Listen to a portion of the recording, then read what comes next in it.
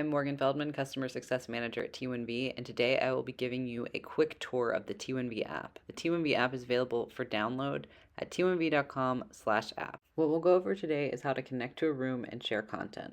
To connect to a room, open your T1V app and select Room. Enter the 8-letter room ID followed by the 4-digit passcode, and select Join. This will connect you to the room so that you'll be able to see what everyone in the room can see. When connected to a room, you can control, point, or view only. You can also annotate and erase. On the left, you've got your apps, so you can select to send a note, a web browser, a group, and your own files, including images, videos, and PDFs. From here, you just select the file that you want to share, or drag and drop your file directly onto the canvas.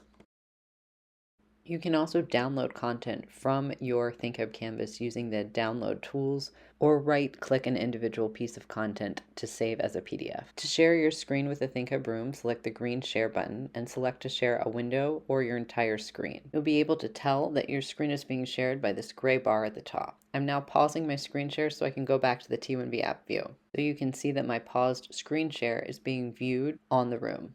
From your screen share menu, you can choose to share audio, take a snapshot of the current view, switch your screen share, or focus your screen.